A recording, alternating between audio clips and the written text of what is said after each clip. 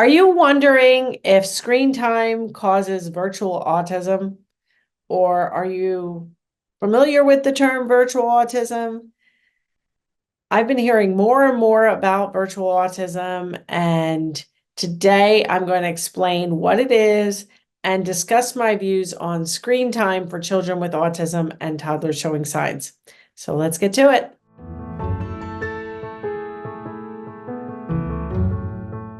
Welcome back to another episode of Autism and Speech Delays Made Easy. I'm your host, Dr. Mary Barbera. Just yesterday, I was on a high-touch coaching call with a couple who decided that they thought their toddler was showing signs of autism due to virtual autism, and they cut out daily screen time 8 months ago because of their concerns. Their young son was very obsessed with TV, especially shows like Miss Rachel. And during Miss Rachel episodes, he would get very overexcited, and they said he would flap his hands. So normally I don't look at videos and, we don't give any kind of feedback with our participants in our online course and community. But with high touch coaching participants, we do look at videos. And this child, even though he had 8 months of no daily screen time, is still making very little sounds. I did not hear any word approximations or words during the 10 or 15 minutes of videos that I watched yesterday. So even though screen time has been cut out, the language of this little boy, who's now a little bit over 3 years of age, is not really improving much. So let's talk about virtual autism, because this couple really had a lot of questions about my views on it. And I did some research today and wanted just to get the information out there. I mean, I have a lot of experience, over 25 years in the autism world. First, as a confused parent with a child, my son Lucas, who just turned 28 years of age. He was very obsessed with TV, and very much enjoyed TV, especially Barney and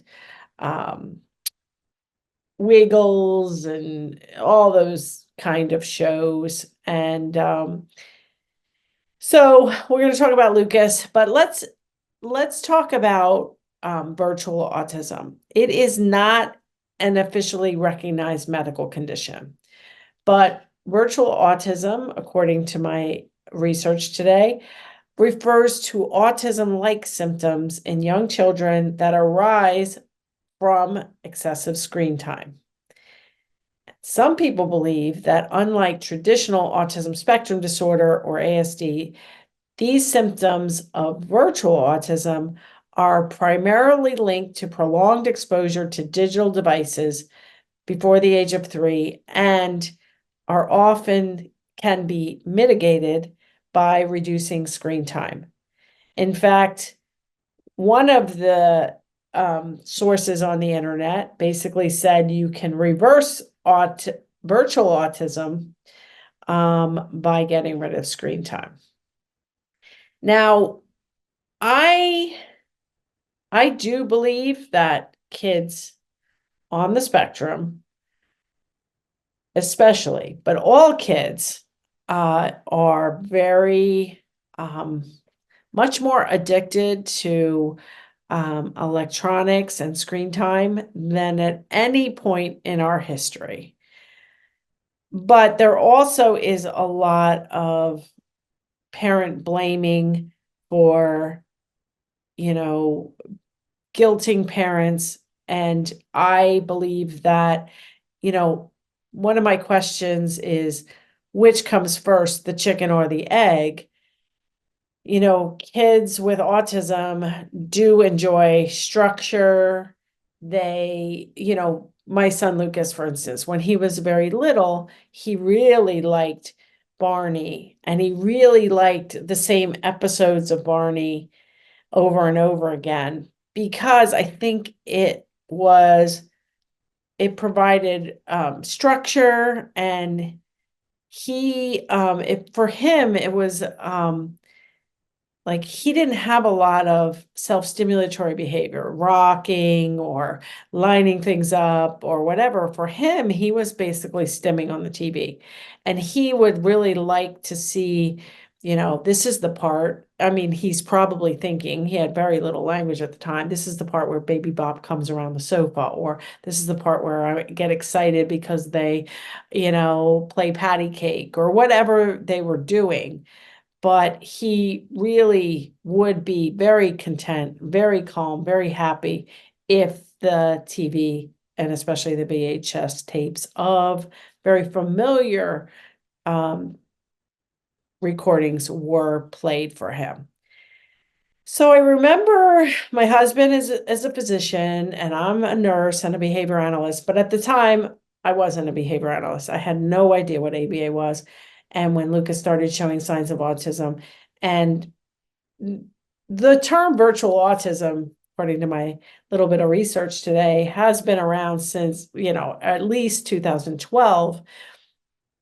I mean, this is back in the late 1990s. There was no coined term of virtual autism. But my husband, who's a physician, believed that maybe Lucas was watching too much TV and we should stop that. And then maybe he would get better.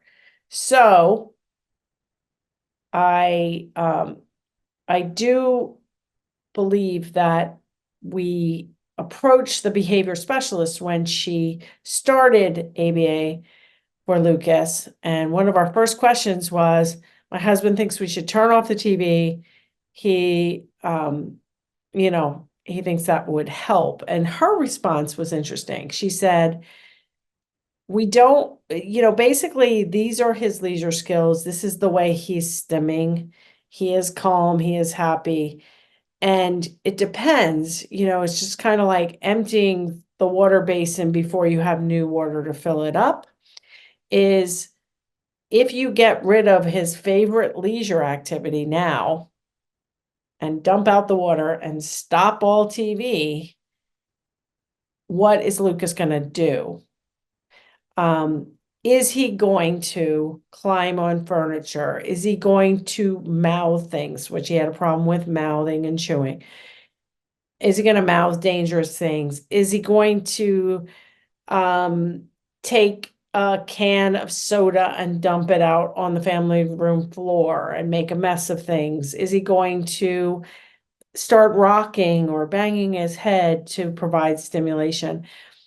And so her guidance was like, we'll work on fading that out, but let's build some skills first. Let's build some responding. Let's build some really good engagement and leisure skills before we dump out the water. And I told this family that I was coaching yesterday when they were asking about screen time and virtual autism. Is my question is, if you take away the electronics, what are they doing? Because like my former client, Jack, for instance, his leisure skill, which wasn't screen time, it was taking plastic bottles and putting straws in them repetitively. Or some kids build the same block pattern over and over again.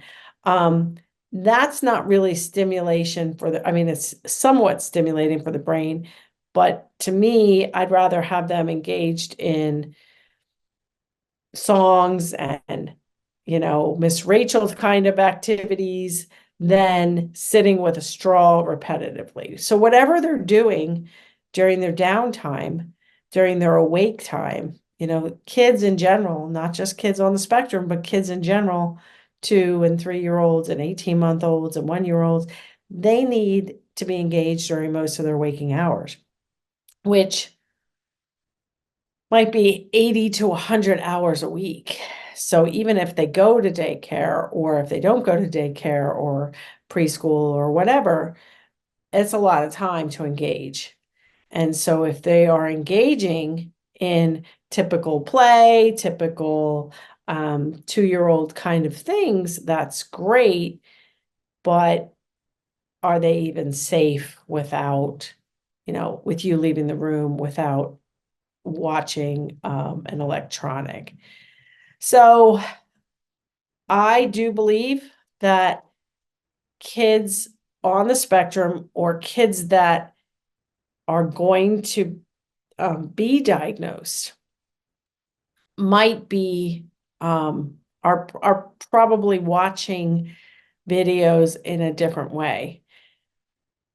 In fact, Dr. Ame Klin, who I talk about in my book, Turn Autism Around, I saw him speak a couple times at the National Autism Conference. And I did a podcast on Ame Klin's work. The title of that podcast is Can Autism Be Prevented? It is podcast number 268. We can link it in the show notes. But Dr. Ame Klin, he's one of the international researchers on autism. He's very well regarded.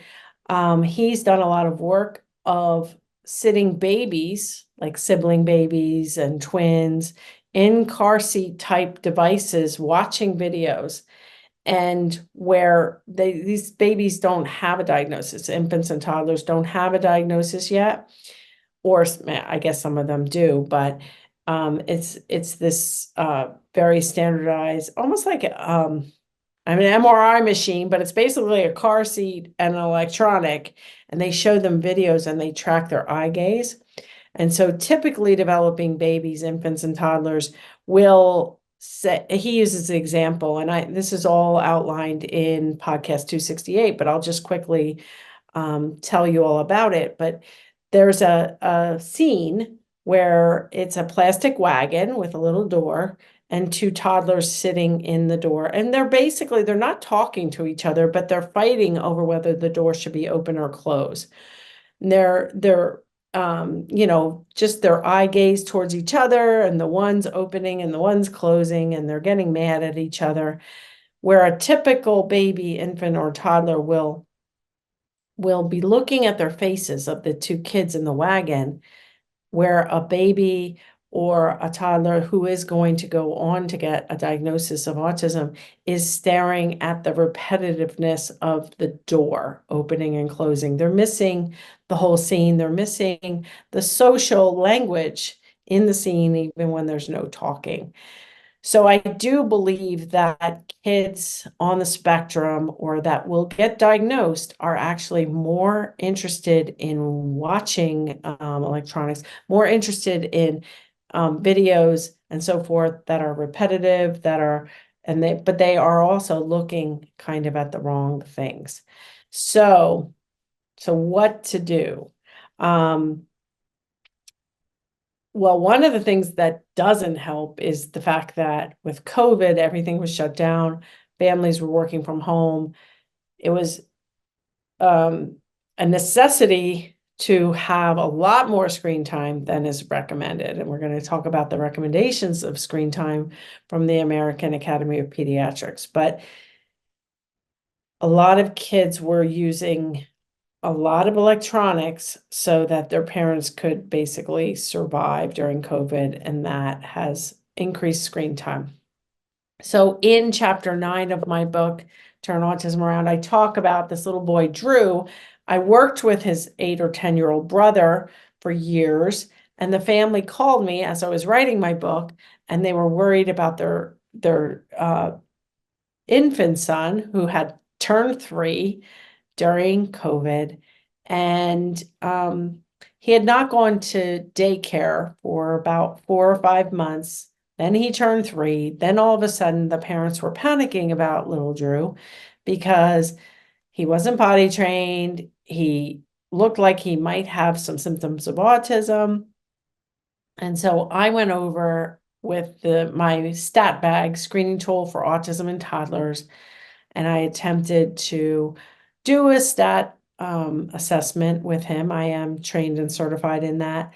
And what I found was he was very interested in cars and trains and had a lot of problem behaviors, but the parents were reinforcing those problem behaviors. And I talk about this in chapter 9. And you can get the first 2 chapters for free and all the book resources. We'll link that in the show notes. So you can start reading. But chapter 9 is on advanced talking. And this little boy, Drew, did have advanced talking. He's like, "Hi, Miss Mary." And then he was trying to get our attention by throwing things, like throwing piano books off the piano. And so he did have a lot of social awareness and social skills. And what it came down to, in my opinion, was he wasn't in daycare. There was no structure. He had an older 10-year-old brother with moderate to severe autism. The parents were trying to work from home, and Drew was not getting the structure he needed. He was getting way too much iPad time, and he needed to get back to structure. I don't believe Drew had signs of autism, although people who believe in virtual autism say basically it's, this different from regular ASD, and they believe that virtual autism is a temporary condition that can be reversed. And,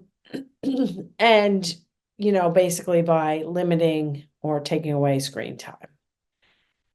So in general, I think I don't really think that there's a differentiation between virtual autism and ASD. I believe that any child who is not engaged during most of their waking hours can become withdrawn, can have hyperactivity, can have problem behaviors that can be shaped up further to be more problem behaviors.